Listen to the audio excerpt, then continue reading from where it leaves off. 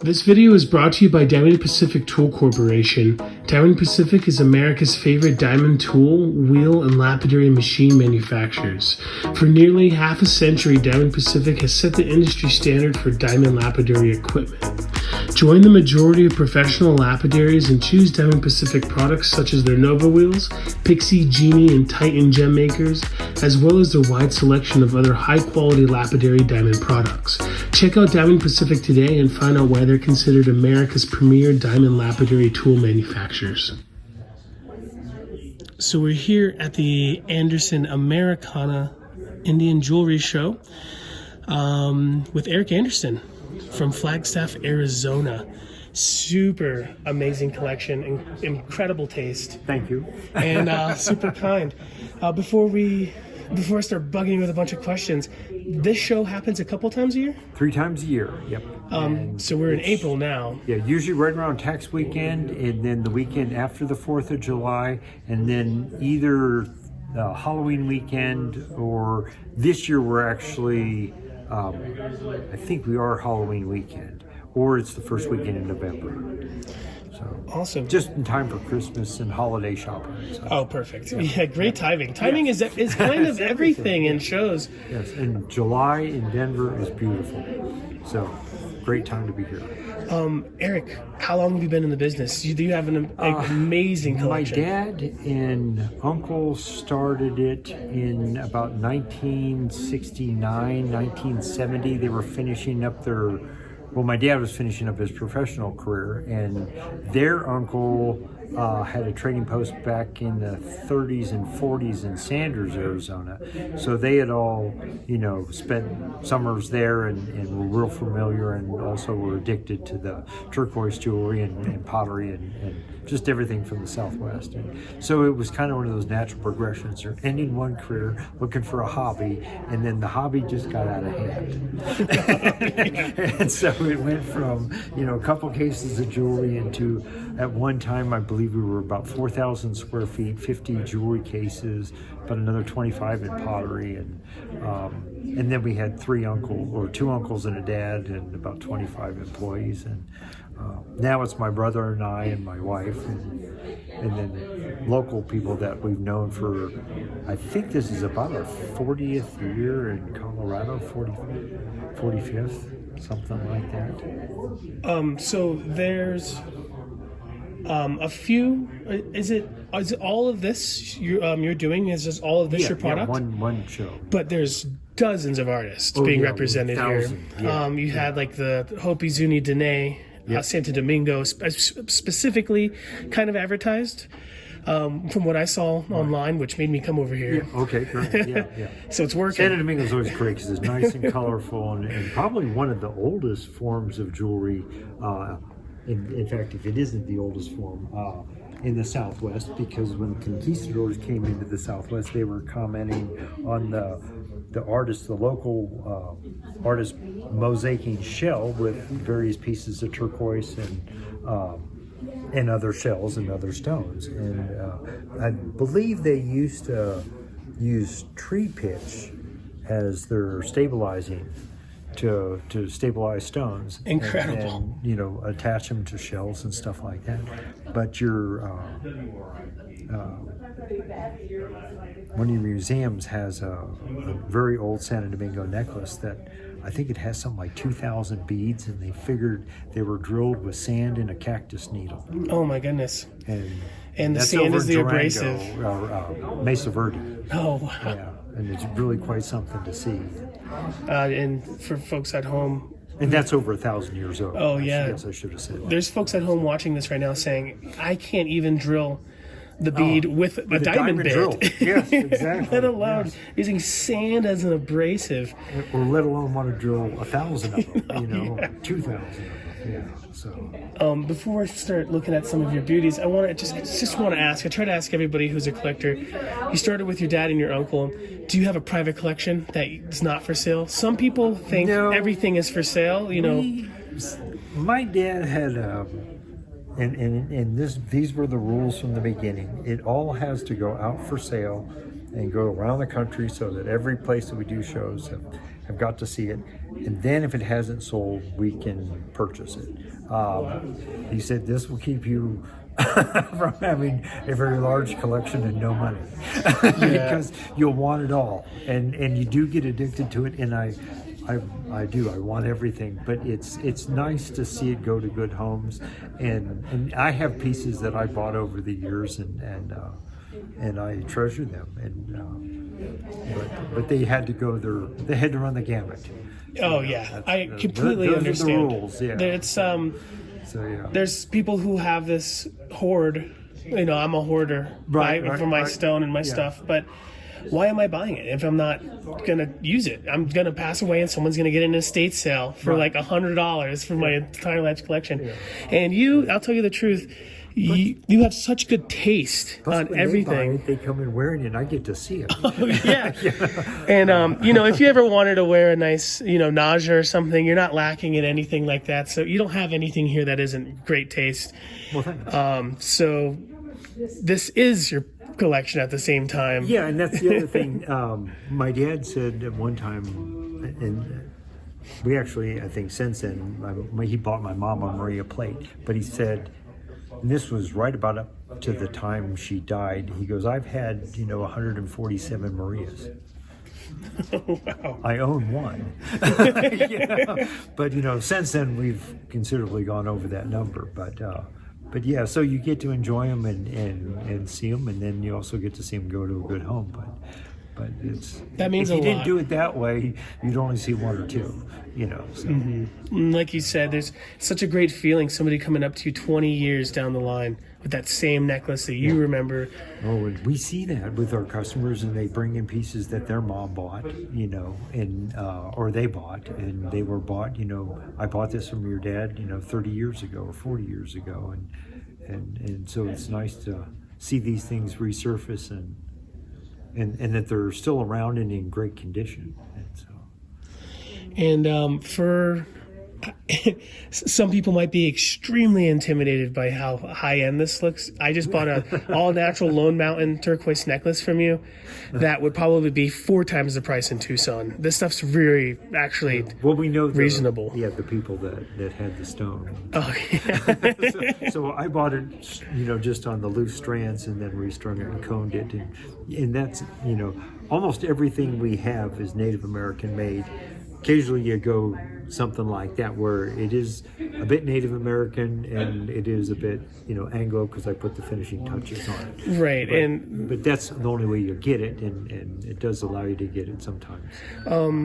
Do you provide a service if someone has a vintage Naja necklace with some bench beads that need to be put back together?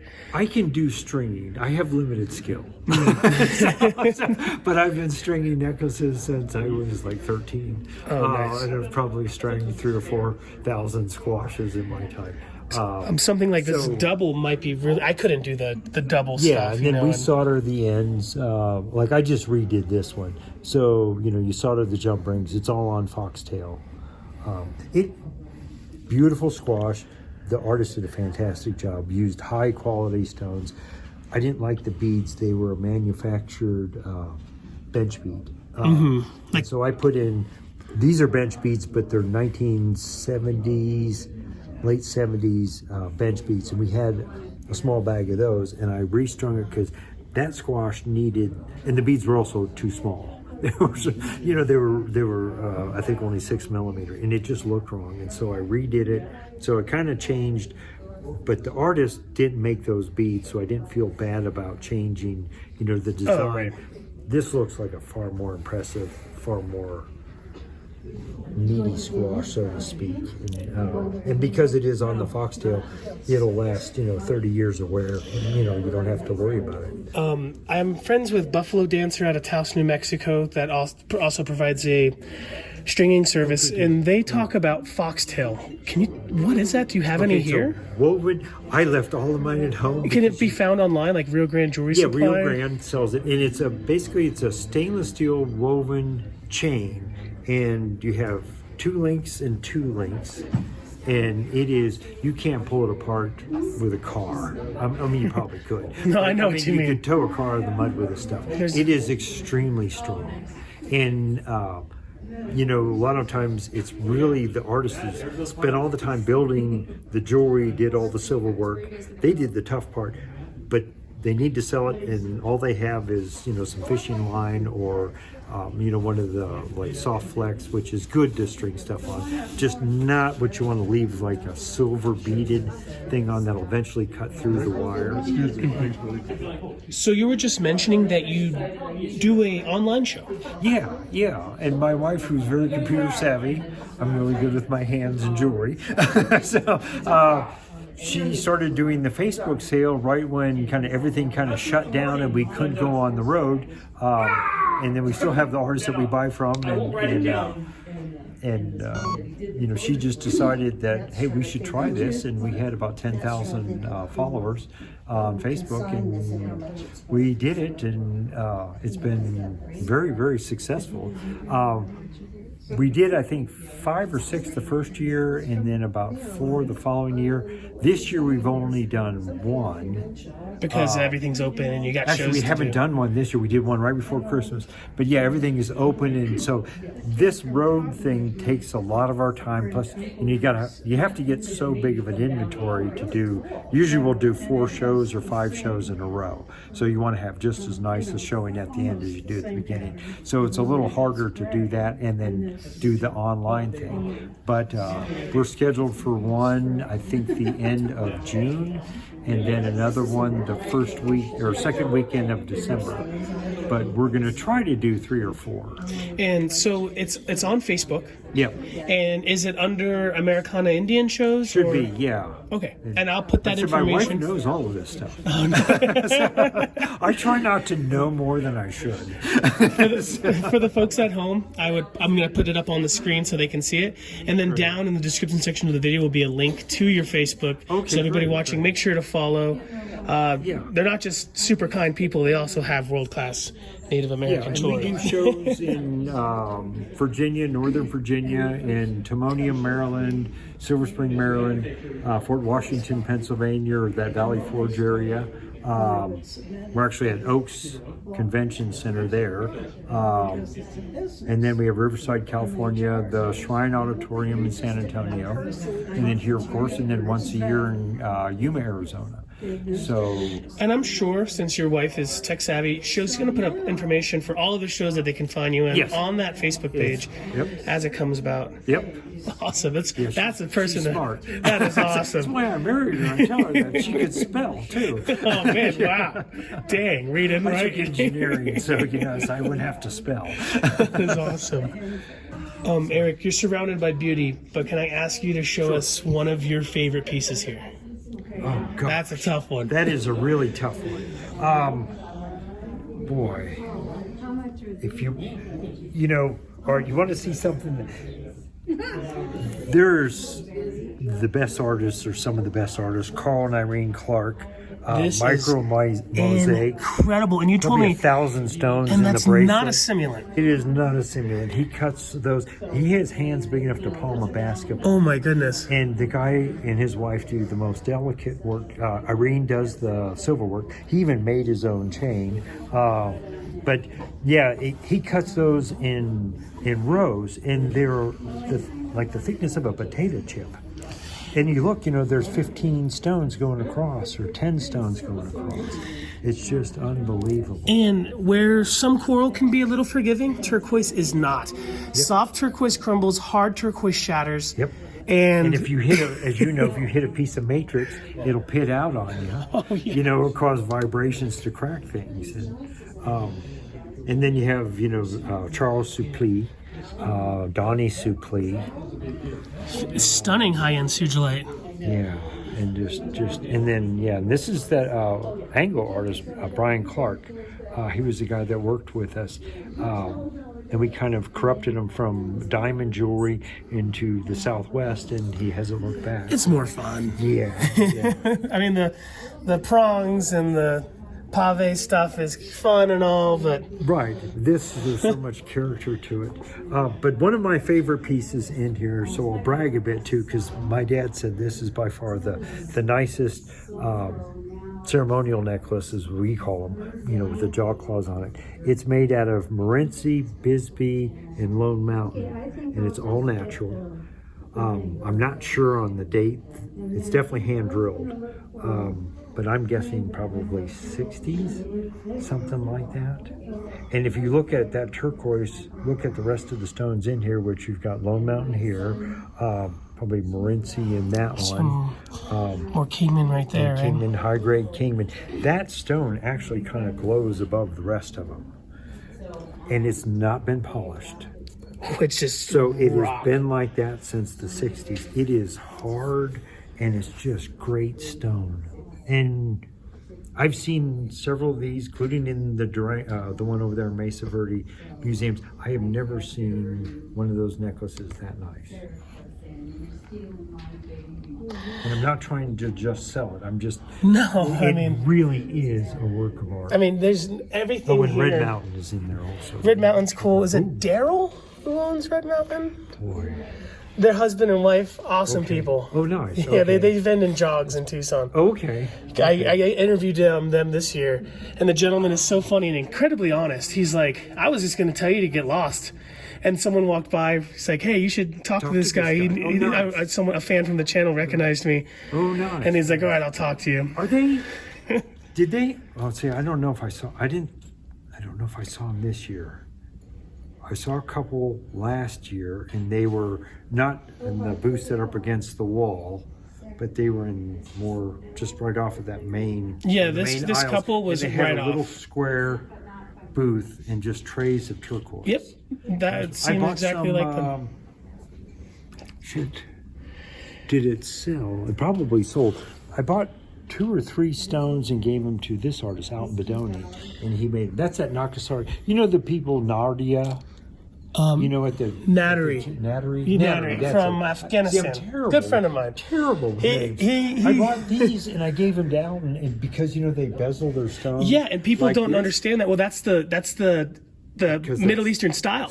Yeah, because you take and my wife just bought that thing from I think it's Rio Grande. I think Pepe makes it, but anyway, it's so you can make those bezels, and then you put them in the hole, and then you hit them with one of the punch or the other parts of the silver that flares it out, and that way you can make those style bezels like that. Oh, awesome! And, it makes it easier. But what Alton did was Alton took it home and then cut down the back and DevConned the back of it, which allowed him then to do what we were talking about earlier, so that you can get something where you can get a grip with the bezels. Could I trouble you to take that out? I want to show folks just how high dome this is. It's really special. And normally, you won't find anybody in the Southwest doming a stone that high. That was more of a Persian thing. Definitely.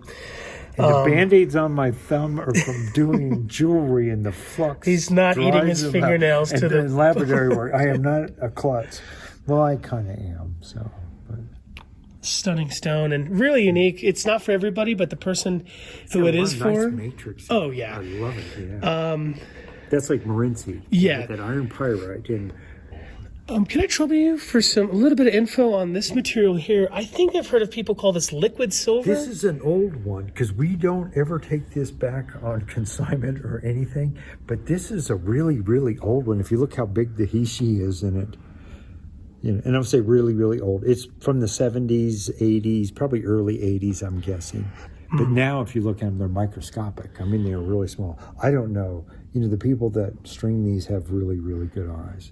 Yeah. But it's fantastic. They look great. They kept it in great shape. Some people use those as the base for a large bale pendant, like the bear one you have over there. Yeah. In fact, a lady, she was looking at one that was shorter to put on a pendant, to put a pendant on.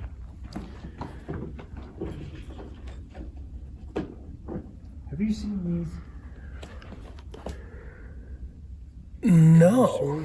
They're disposable? They're disposable. They're these little white cloths. These will tear your hand. I mean, they just suck the moisture. Oh, you feel wow. it while you're working on it. Interesting. So put on some rubber gloves. But they will actually take jewelry that is tarnished and take the tarnish off. Oh, awesome. And they don't hurt the stones. But I tell everybody, after you do that, just wipe it with the polish cloth because it kind of leaves a residue on it. And then that residue seems to tarnish up real quick after one fingerprint. So, you know, polish them with this, get the tarnish right off, even old beads and stuff. It saves you from what I'll do is take an old necklace and then unstring it, restring it on foxtail. But before I do that, I polish the beads on the buffer. I love this idea for people who don't have polishers because if you use that like liquid stuff they try to sell you in Tucson, you're gonna make your and you're gonna. My grandma cried. Yep. They say, hey, let me polish your ring. I see you wear a ring. And that, you're not going to get into the little nooks that you want to have the patina. It doesn't eat the original or a polish off of that and the smoothness because you get a bit of a porosity or it's rough after they use those liquids on it. So, and anybody can buy them. There's 25 of them, but do put, you know, the little rubber. We use nitrile gloves just because we're on the grinder, but you can use the little baking ones, you know. That's so loud.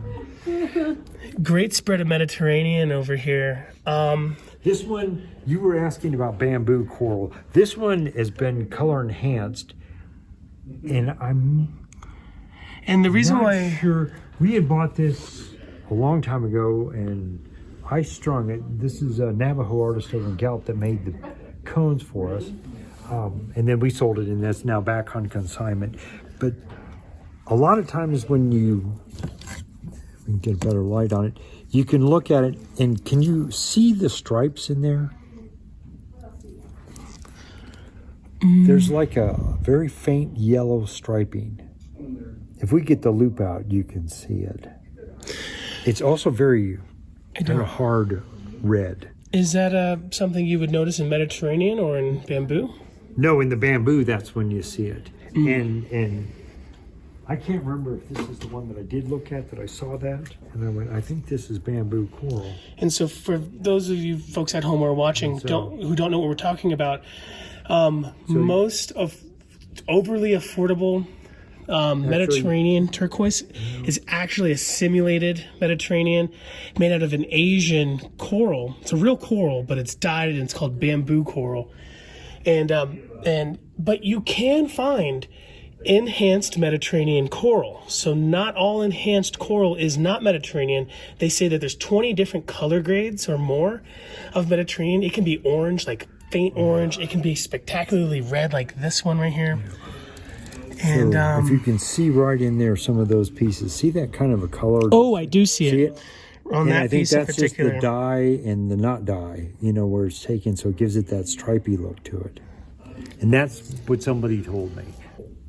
That's awesome. It's a lot of coral. And not just that, it's the cones as well. Yeah. Those are stunning. But if it were, you know, natural coral like what that is, you're looking at, you know, 150 a strand or something like that. I think on average, I've seen it go for between 30 cents on the really low end per carat of like natural stuff, and up to, you know, well over $3 a carat. Okay. And it's a heavy stone. Yeah. Coral is dense. And it should sound like glass when you clank it together. And there's rumors that it's no longer even being allowed to come out of Italy. Now, there's a lot of Mediterranean. There's a supposedly, I hear, slightly different species, but still considered Mediterranean from Morocco. Oh, okay. And so that's why you got to buy from people like you who sell honest stuff. Well, and then we hope for, like, we know our turquoise. Coral, you know, I can tell usually the real stuff from the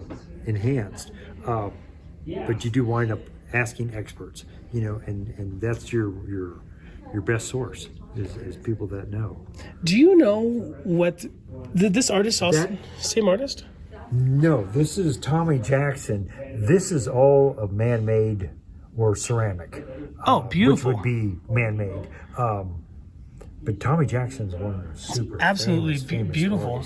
And the lady who owned that, you know, she obviously bought it for the color. She was she had a background in fashion design. Let me just show you this one, which is also, it's on consignment. This is also hers, and that's one of Tommy Jackson's. Absolutely. But you kind of see the same is idea. That Morenci? No, is it Bisbee? I'm not sure. Even the pros. And we would just be speculating, even if we agreed on what it was, you know. Exactly. And, you know, and then you hear the default is Kingman, you know, because, well, it's a large turquoise producer, but that's not actually very accurate. The nuggets are high end too. Those are fantastic. Are good too, yeah. I like it looks like a bit of a overshined. Mix too, you know, because you look at that one there. Like that almost looks like Chinese or something. Like a Hubei or a Cloud Mountain or something. Yeah.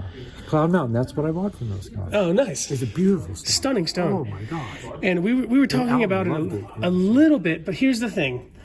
You will never find a high-end turquoise person that does not like Chinese turquoise. No. Unfortunately, because of political climates and even propaganda, they're stealing my job at the steel mill. Right. There's this hate for Chinese, and I say, go ahead and hate it. Give it all to me, baby. They like the stone if it's a good stone, regardless of where it's from. And unfortunately, in the Native American identification world, there's this, for some people believe that Native Americans would not use Chinese. Here's the thing. Native Americans are just like me and you, and they will use anything beautiful that's serving the material. Now, it's natural from Mother Earth. We all breathe the same air, drink the same water. Chinese turquoise rocks, baby. I love Chinese turquoise. It works good in the jewelry. It looks good in the jewelry. They're just... So earlier when we were looking at this, you said that you bought the stones for the artist. This piece and one other ring really got me excited. This one right here. Is this Manshan Redskin Turquoise? No, that actually, well, you know, okay, so this is what we were told. The gentleman that owns this, thank you. I'm so sorry. He said it's Bisbee, and that's what he bought it as, Bisbee. It doesn't really appear to be Bisbee to me. But it also looks way gemmier than what I was suggesting, so I think I might be wrong as well. As you know, looking at turquoise, you can have the same matrix configuration from this mine as you do in another mine. Oh yeah, Baja can look like number 8. They look just alike. A lot of Hubei can look like a peak. Yep. Yeah. So, you know, knowing where it's from is 99% of the battle. Can you hold that ring up for me? That is a stunning block ring right there. Yeah. Love the castellated bezel. Yep. And this is an artist, Gibson Nez, one of the very famous gaspiite. Yeah. We were talking about gaspiite earlier. Most gaspiite is a block, but you can't get it from Quebec. That's where the good stuff is. Australia is another authentic source. And they're very limited, and the desire for it is greater. Right? Now, you don't have a lot of basic stuff. Your stuff's over the top. In my opinion, the Mojave... Well, if that's what you call basic, you know, and in my opinion, what hurt gaspiite so hard was the Mojave turquoise, the block resin. Now, that stuff sells like hotcakes. People love it. People say, well, it's... This is an Anglo artist, and that's the purple that Kingman dyes. There's another one, another type of what they'd call Mojave, and they add the it's a composite. They add a metal matrix. Yep. I feel like the Mojave green really hurt the gaspiite market. I've been told 100 times that something is gaspiite when I know it's Mojave. Right. I will never disrespect somebody by saying it's not. Right, I'm not walking around calling stuff out. But so I was going to say, how do you feel about Mojave? And you must not hate it. You got some here. You have to do what you have to do. And it's so affordable. Like if that was an authentic like my wife will Sugilite. tell you, it's the color. The color goes with the shoes. I have to have this. Right. But you're looking for something to complement a necklace, say, and you need that color, and so this fits the bill and is relatively inexpensive. It's still pretty expensive. It's a little more than just a regular stabilized Kingman stone.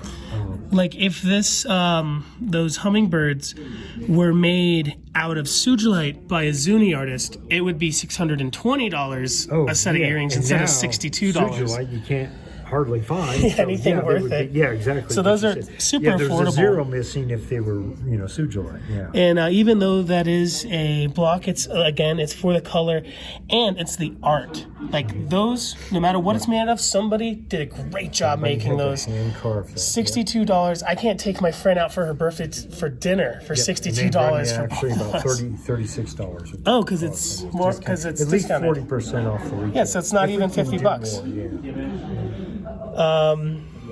That is just stunning. There's one of the Santo Domingo artists, and this is that composite Kingman that she's using, and but it works and it keeps the price down. If you were cutting full stone out of the slab, then you wind up more with like Marcella Castillo does, where well, actually those are really good price.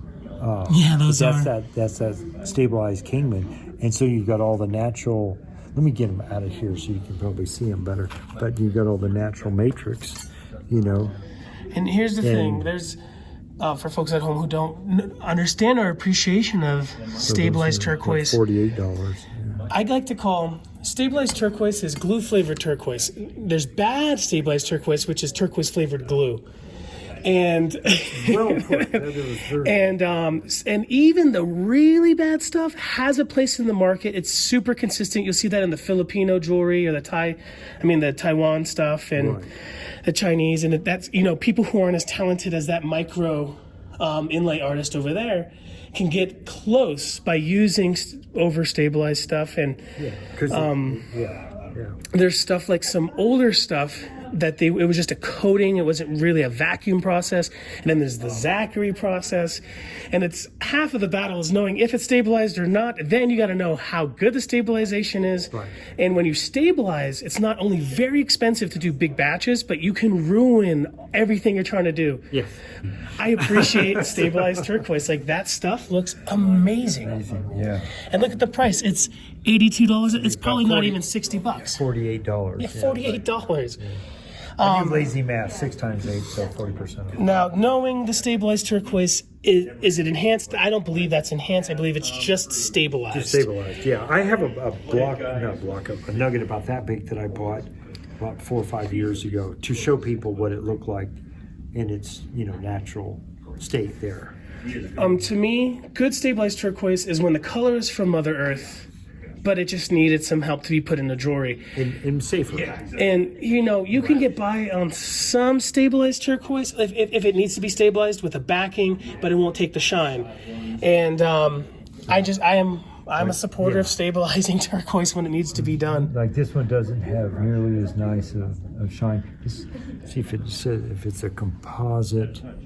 That one might even be a composite in there.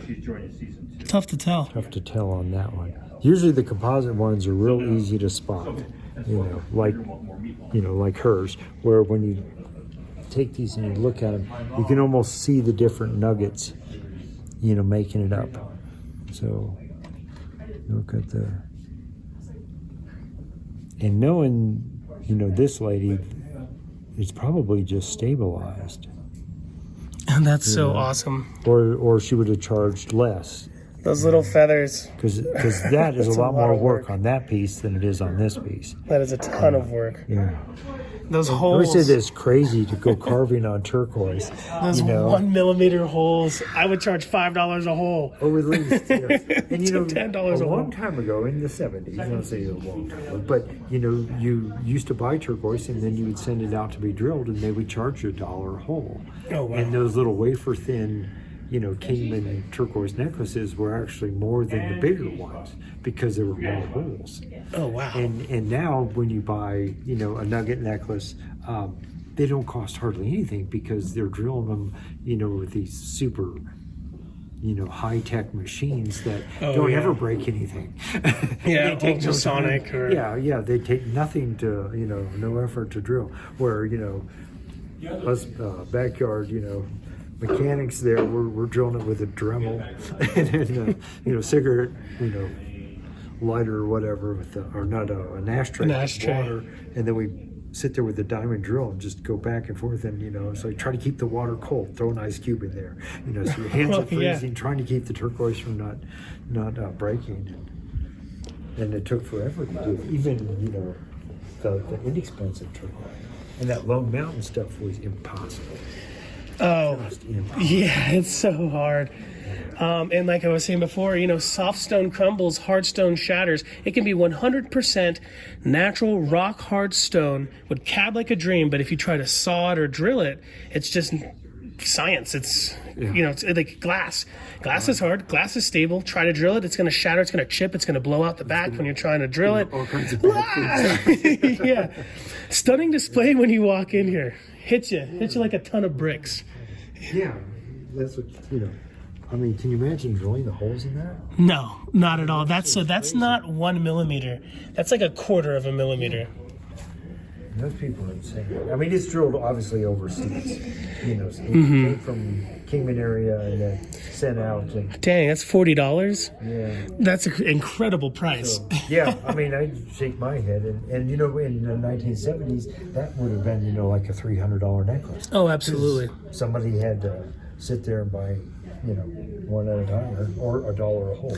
And the setting is nice. Is it a base metal or is it really silver? Depends on if it's ones I've done. These are ones I did. So I made the hooks and eyes. I made sterling silver hooks and eyes. Actually, I think they made that one, but I made this hook. Nice hook. That's I think that's what's on the necklace I bought from you. Yeah, those are the ones I made, the hook and the eye. So some of these have the ones where I made the, like there's a figure 8 that I make. It's, you know, it costs about the same amount. I enjoy making them, but they're bigger. They're easier for older people to work. You know, because some of the ones you get in the store, they're just so like lobster claws and stuff. You stand no chance of ever doing. Yeah, and like most of these have that small little lobster on there, which is, or not the lobster, the eye on the other side. But it's really teeny tiny. These are incredible. Young people can work these. Have you ever seen somebody making a Hishi necklace before? So the way I do it is I use a core bit, make these tubes, and then I slice it that way. Or I'll polish the tube, depending on the quality I'm trying to do. Right. I have friends in Albuquerque who said they would drill the holes, slice it, then put it on a guitar string, which has a little bit of flex, you know, it's not a string, and then they can hold it against the wheel that way. And I imagine when it's perfectly milled like this, instead of with variation and stuff, maybe that's something similar, but there's not a single video online of somebody doing it, which is not surprising, you know. Right. You don't want to put out a video and ruin, you know, have everyone making Hishi. Secret of how I do it. Yeah. You know, in the drawer. Also, you know, how long would this video last? Oh gosh. It'd be like an 8-part miniseries. Oh yeah, feature-length presentation. But I've heard of, you know, hand rolling, you know, where they're actually, you know, getting it finer by putting down a piece of wet sandpaper on a, you know, baking tray or something, or table, and then rolling it back and forth, trying to make it, you know, even smaller. But I've only heard of that. I've never ever seen anybody do it. When it comes to these fetishes, would you consider that a fetish? Yeah, that's what we call them, fetish necklaces. Yeah. Is it? I know that there's different nations doing it. Okay, right, and that's a good point, because these are all an angle artist. These. Oh, really? And those earrings. This is Matt Mitchell, and he does a really nice job. they're nice pieces, and we put angle artists so people know what they're getting. That is so awesome. Does a ton of carving and stuff like that. He loves doing jewelry, and you hate to exclude somebody just because of that.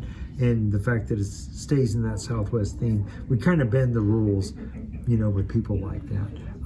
But the transparency is Delbert. Fantastic. Yeah, Crespin that did this. This is a Zuni artist. Whoa, that is etched. Most of the fetish carvings are Zuni, and if we go over to the Zuni case, I'll show you some of the Lavina Seiki ones. That'd be a blessing. And so for those of you folks at home who can't really tell, that's not painted on, that's like etched, every one of those feathers. And that is some like cool mosaic on the kachina in the middle there. The sun face, they did a raised anyway. That bear is stunning. Is that solid or is that hollow in the back? That's hollow, yeah. Yeah, this is an older piece. But it's capped. That's awesome. Yeah. That's on consignment too. That's from a collection. We get things in from, like I said, from customers that either they passed or families passed. But it's kind of neat because you get to see stuff. Those were real popular, and I want to say that was in the 90s or maybe early 2000s. The bear? The bear, yeah, with that kind of a wavy heart line. People were trying to do, different designs on the bear. And so, yeah, just...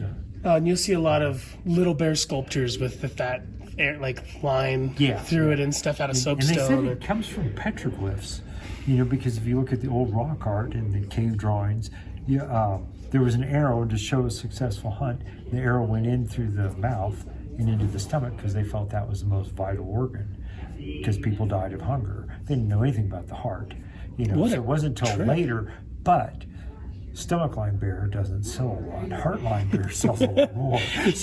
So we've changed the name of it, but the origin is from petroglyphs, actually, or cave drawings. And, which is really cool, I think. And, I know I don't have any kind of talent like that to do, but these are the same ladies' collection that had the Tommy Jackson pieces, but these are Lavina Seiki, so that's all, I'm sure, stabilized, but natural. Real color from the earth. Stone. They're not enhancing. Right. And you wouldn't even want to, because you want the variation. Like some of those are slightly green that you would lose from turning it all the same color. Exactly, yeah. And you can even see the matrix in there too. That is beautiful. This one out of mother of pearl, gold lip, the white mother of pearl clamshell, abalone, turn that guy over, piece of coral, and then Kingman turquoise, jet.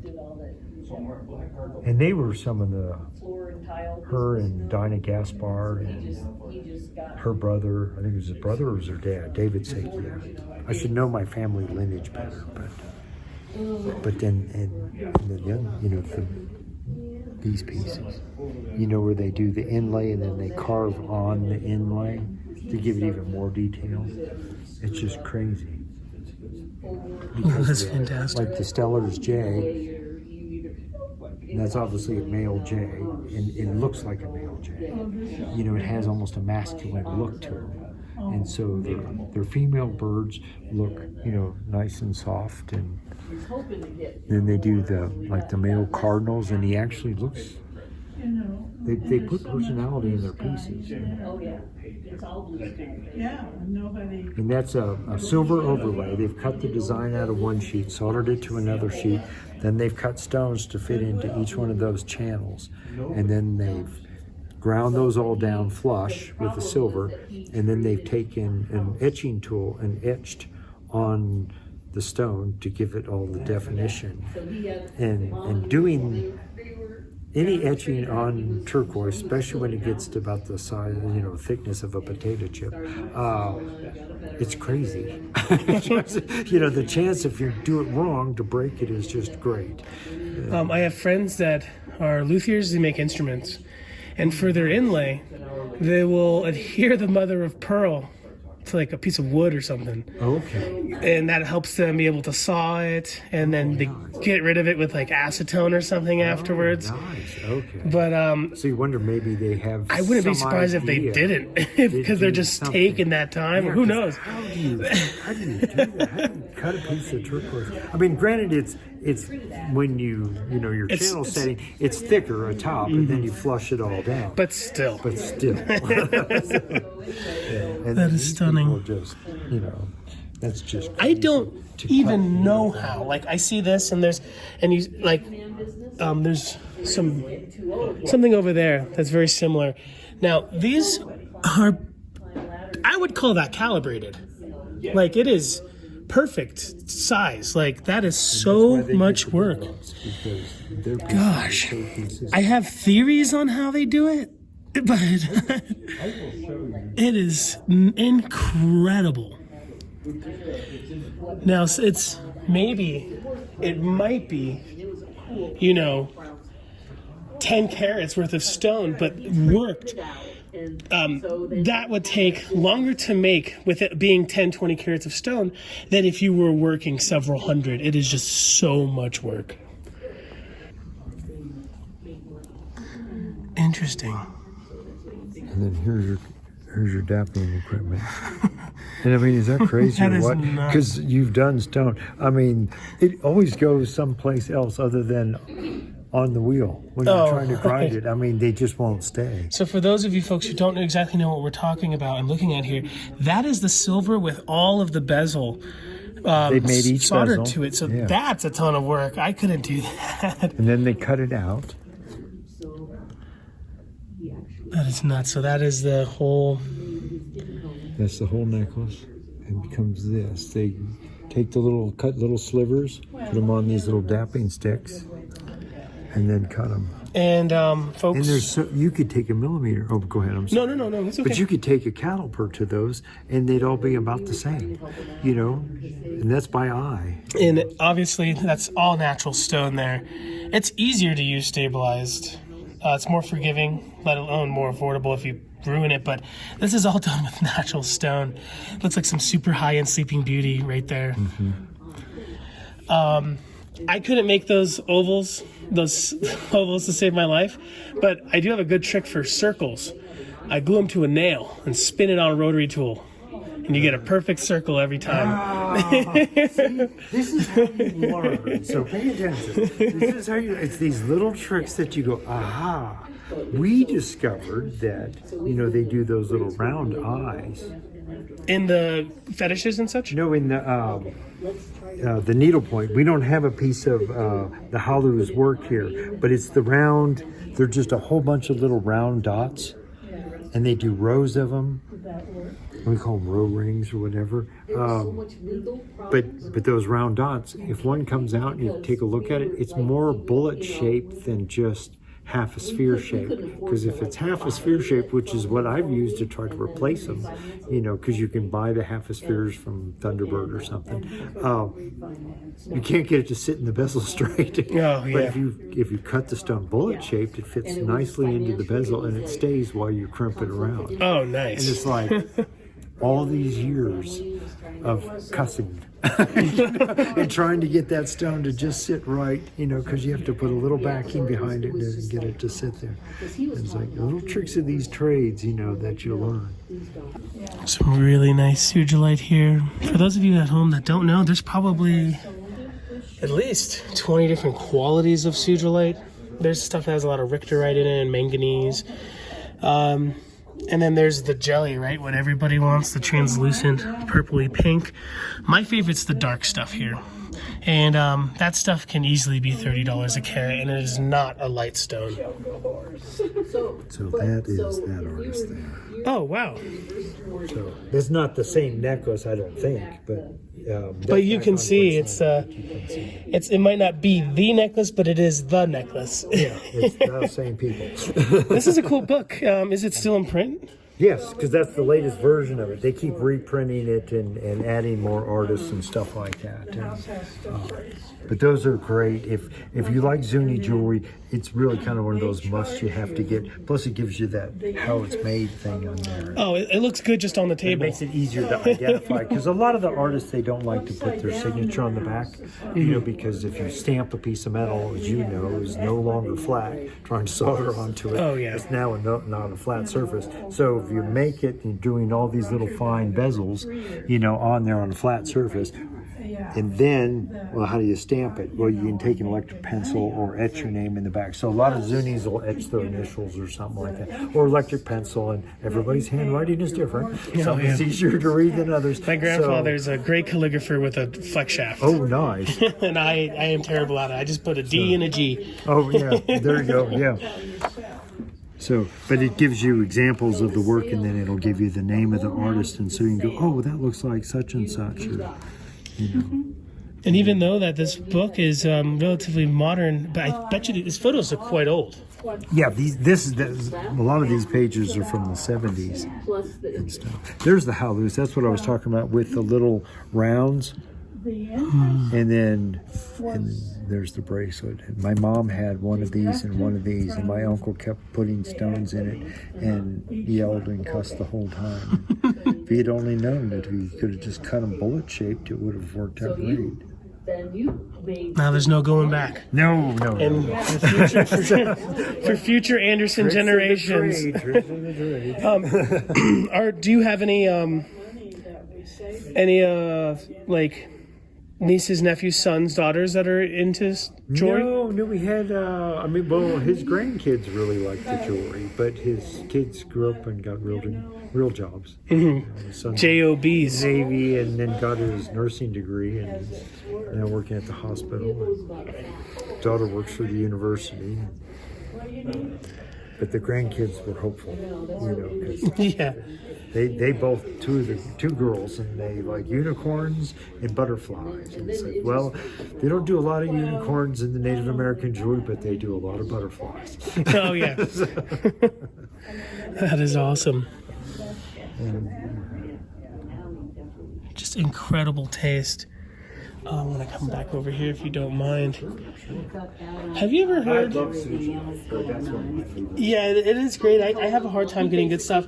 It's one of those things that everyone says, I remember when it was $1 a gram. Oh, yeah. Oh, yeah. I just looked at 3 stones for, lady was trying to look for the gel sugilite. The guy wanted $100 a carat. Oh, my gosh. And it was gorgeous. $500 a gram. It glows, but it was that was just, I just went, boy, I don't know. You're going to put diamonds around it? Sure, but she just wanted a regular silver jewelry, to wear as a ring, and it's like, boy, that's an expensive, very small stone. Oh, yeah. Just to put silver. My good friend... enhance it with some rubies or something. My good friend, Mike, he's a stunning jeweler, turquoise collector, and he says, he tells people, buying high expensive sugilite is very hard to make your money back on, even in jewelry. Right. Because turquoise, the size of your fingernail, it's such a modern time that people can understand it being $10,000 worth of an extinct, rare, high-end turquoise. It's crazy, but people would believe it. Sugilite, it's tough. Right. $500 a gram. They haven't found anymore. Right. It'll be there. It's somewhere in the world. Somebody's got to find it. Oh, yeah. Still, and the popularity of it will catch up to where people understand $500 a gram for the highest quality. But it's just so much rarer than turquoise that you find that person who can appreciate it. Yeah, because they've only found one pocket, as I understand it, of that purple sugilite. I think we would all know, right? It would just be blown up in the scene. You go to Tucson every year. Yes. They don't. Well, the one guy that's got his one piece down there, and I think he wanted $50,000 for it. In Tucson? Yeah. He does the TCC, the main event? He was in the 29th or 22nd Street tent, just as just when you walk in next to Rockology, right next to him. So that guy, he has like some jewelry stairs, like steps. Yeah, I know that guy. No problem. I'm going to take a look at some of your stuff. I filmed that guy's Sugilite maybe 20 times. Hey, sorry, I was trying to send a photo. Look at that. So that's actually dinosaur bone. I really love seeing unconventional Native American stones. Somebody once asked me, why do Native Americans usually tend to just use the same type of stone? Turquoise, lion's paw, jet, gaspiite, mother of pearl. It's not just tradition, but it's also how easy it is, or relatively easy for it to be shaped. Not that it's easy to make something like that. That's not easy to make. That is not easy to make. But, you know, a lot of Native American artists all around reservations and pueblos in the Southwest don't have big fancy Diamond Pacific grinders that start on 80 grit and go up to 3,000, 14,000. A lot of them are using old Lortone polyarbors with sanding belts, literally silicon carbide belts. A lot of jewelry you'll see in the Southwest, nothing really here that's that low quality, but you'll see polished scratches, and it's not because they're being lazy, but perhaps they could only take their stone to 600 grit, and that's all they had, you know. It's not always the case. You're starting to see more stuff like this dinosaur bone here, or this mammoth ivory over here. The tools are getting easier, but also because of the internet. You can buy nice stone anywhere. Where back in the 70s, you know, most people weren't carrying around a truckload full of dinosaur bone to feast days and to different pueblos, and there might maybe even less Native American artists that were going out of their way to find something non-traditional. So it's not that they don't like it or don't think it's pretty or don't think that it's worthy of their time. It's just that it's a bit of tradition mixed with convenience. At least back in the day. Now you see different stuff. Look at Bumblebee Jasper right here. Like, from Indonesia. You know, made by a Navajo artist. It's beautiful. Who can deny that beauty there, you know? Charite from Siberia. I have no... Oh, that's another type of shell. I love that. I think they were pelted all the way to Phoenix. That's what I did. Let's see. There's an agate over here that really caught my eye. That made me want to even have this conversation about non-traditional Native American stones and jewelry.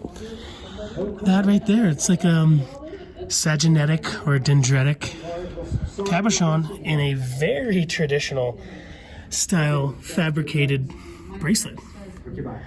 You know, you don't see that too often, and it was just, you know, convenience and tradition. But then again, the traditional stuff does look good. There's such a variety in the traditional stuff that who can get sick of that? Like, you're never going to get bored. I'll be honest, like, cutting low-end turquoise, I'm cutting a bunch of Manchon that I bought. I get a little bored. But I never get bored of turquoise in general. I can go from cutting, you know, a pound of Manchon a day, so I can just switch on over to some Nakazari or to some Kingman, Sleeping Beauty, Morenci, Bisbee. Those are the non-Indian.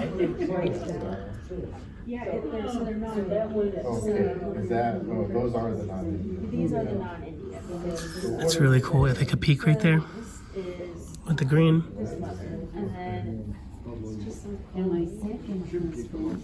Absolutely awesome. Look at that. Graduated tumbled discs. So that's a cool way to make nausées, right? Instead of having to polish the whole thing, we just tumble it and it gives it that cool wavy look. If you look, one of these, it's hard to see. If you look right here, you can see the inside of the hishi is not polished. The stone is so hard that it looks good with a satin finish. Here are some absolutely stunning Santo Domingo necklaces. Fantastic beadwork. Not just the really cool hishi, but like these fun tablets. You know, folks ask me, would this be considered Intarsia? A lot of folks say no. When I was at the Gathering of Nations this year, I was talking to some of my friends from Santo Domingo Pueblo, and they would consider it more like a mosaic, where this would be more like Intarsia. Really high quality. Some of the stones they're using over here, is it looks like it's some Sonoran turquoise on the bottom. The red down here is lion's paw oyster shell. The red in between here is actually catlinite, the pipestone from Minnesota, that the Lakota make chanupa out of. Yeah. It's really soft, but pretty stable at the same time. It makes sense for like making hishi. Oh, here's some definitely, in my opinion, a little bit finer turquoise than perhaps what the tablets are made out of there. Cool longer pieces of spiny oyster shell. Again, that is also catlinite. It's just a different variation than that right there. The sacred stone to the Lakota, what they make chanupa out of. And you see it again over here. These super fine hishis. I will be making a video soon on how to make hishi, my way at least, involving a core bit. That's pretty much everything. Core bit and a saw. But I do have some friends out of Albuquerque that tell me that when they make hishi, that is like a milled graduated piece, like you see here, the wider ones are on the bottom and it gets finer, that they use a guitar string. And then like they lay it up there and then they can bend the guitar string. It's slightly malleable, but it's stiff enough to hold the pieces, and they spin it on the wheels that way using a guitar string after they drill it. Then there's some bone. Those are awesome. Those are shells, mother of pearl. Now what the black is, I don't know. It could be jet. A little tough to tell. That right there. Sorry, I'm getting used to this gimbal. That is incredible. Definitely Santo Domingo again. Real clean. A lot of the Santo Domingo stuff isn't too perfect. Like if you look at the tablets here, you know, they're slightly irregular, but that's cool. Looks good. Right here with the gaspiite, you can see the black resin in between. Makes it a little bit easier to make. And actually, I think it looks way better than if it was too perfect. These are stunning. From Rick Tolino. It's just, looks like there's a lot going on. But really, it looks like there's only maybe 2 different types of turquoise. There's spiny oyster shell again, purple, and the lion's paw. Some nice turquoise. Those are fantastic. And believe it or not, they're actually really affordable. I think most people would see a spread like this and think that everything would be, you know, thousands of dollars. This gentleman is super affordable. That is a beautiful, beautiful ring right there.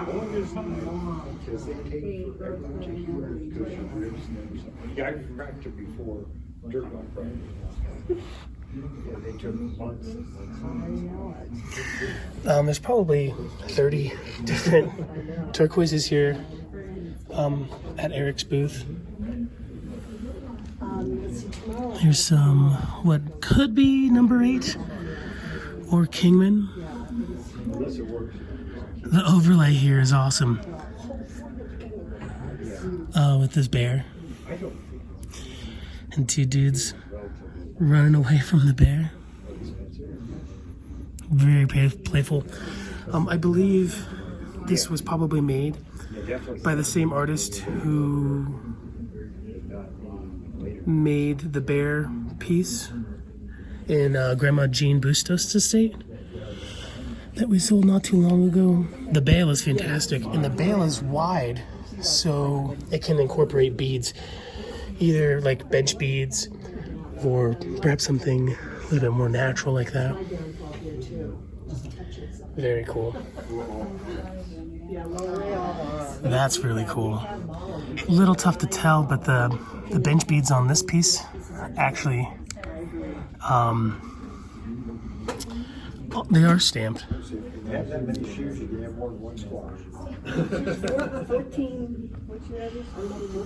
But the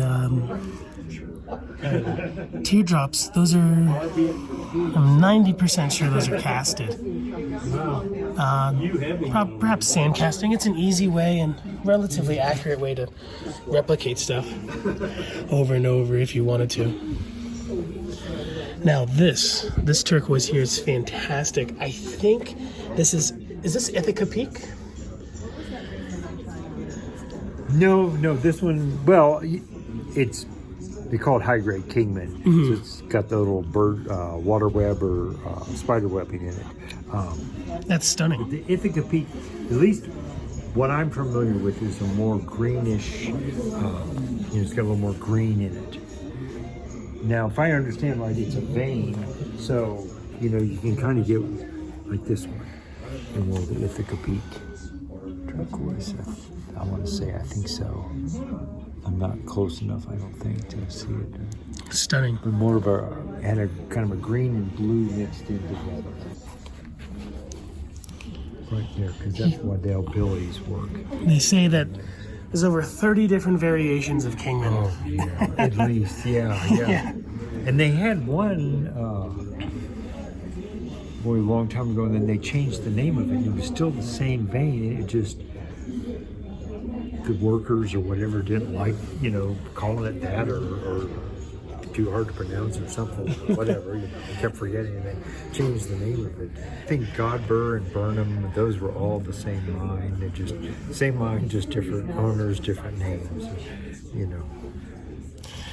Is that high grade Chinese? This one? Yes. I think so, yes. Are you? Yeah. If you don't mind me asking, very hard. You're not afraid of high-end Chinese, are you? No, in fact, I remember when we first started getting some, and that was back Maybe the 80s. It was the very early 80s, because I just started college, I think. And anyway, my uncle took a bead and hit it with a hammer, and it was like a big 15 or 16 millimeter turquoise bead, and he hit it with a hammer and it didn't break. Oh my gosh. And he goes, "You can't do that with American turquoise." And he goes, "This stuff you could do whatever you want with it, and it's not going to break or fall apart on you." And that saves you a lot of trouble, because you start bezeling some of these stones in, and you're pushing them in. You've got a sawdust backing, and you're pushing down on them, and then you're bezeling that stone in to hold the stone from popping this direction. When you get stuff like the Morenci turquoise, and you'll see this in pieces from the 70s, that since Morenci was blasted out of the mine, it has a lot of minute fractures in it, and it'll have a little cracking in it. But you find these old pieces, and they are actually cracked in the middle. They're coming up because the sawdust is expanded, swelling from the water, and then it's been bezeled down so tightly, which is kind of a shame, because it's a great piece of jewelry, but it's got a bit of that just over bezeled, I guess. Something really controversial for a lot of folks is some people back stones that some folks would say didn't need to be backed, but they do it for the long-term preservation. How do you feel about backed stones? I think it's a great idea. Even if you don't need to, it has the... Because it depends on what it's on. If it's on a watch or a bracelet or a ring, even a belt buckle, you're going to smack it. And that backing gives you just that little bit of protection on there. But also a lot of times, like stones like Morenci or thinner vein stones, they're so thin, if you don't back them, there's really nothing to put that, and from cutting stones, to get that girdle on it so that you can bezel the stone. Right. So you kind of need to put the backing on there to create the girdle. That way you can see the turquoise. Absolutely. And every once in a while you'll see a stone and you'll see kind of that black Devcon, right where the bezel and the stone come together, and that's what it is. It's like they had backed it and they wanted to get you the best, of the stone. They liked the matrix configuration, but you wound up with, just a little bit of that matrix. I would rather have the high-end look than a big, stone that is not cut right or is stabilized or something. So I don't mind backing personally, but also I'm biased because I'm a cutter. Right. The problem becomes when you're buying it. Oh, when right. you buy it, you're now buying the Devcon. So when someone's selling that piece of Bisbee at $30 a carat, and 3/4 of it is backing, you're paying 30 cents. You might have a problem with that. $30 a carat for Devcon. Exactly. Devcon's not cheap, but it's not that expensive. It's not that expensive. No. So I understand, and maybe that's more their point. You know, you don't want to be paying for the packing, but you know, you do want a stone that's going to hold up. And unless you're buying Bisbee or Lone Mountain or something like that, where it is a very expensive stone, you know, just a little backing is probably desired. Yeah. You know, you wouldn't want a, you know, 1/4-inch piece of Devcon on the back. Oh, yeah. Have you ever seen any weird backings over the years that were like unconventional? Like I see people using records, and I kind of hate it, but it's cute. But I think we've probably seen everything. You know, business cards glued to the back of the stone. Oh, you know, wow. trims and Business stuff. cards. Yeah. That's pretty funny. Matchbook covers. Oh, wow. Things like that. The weirdest thing was having a piece of jewelry in a buckle set with coffee grounds. Oh, wow. Instead of sawdust. Guess what's in the shop, right? And it was, I think it was French vanilla or something, hazelnut, but it had a very weird aroma. And the lady brought it back in and she goes, this has a strange color coming from around the stone. And we popped the stone out of it. It's like, that's not sawdust. That's cool.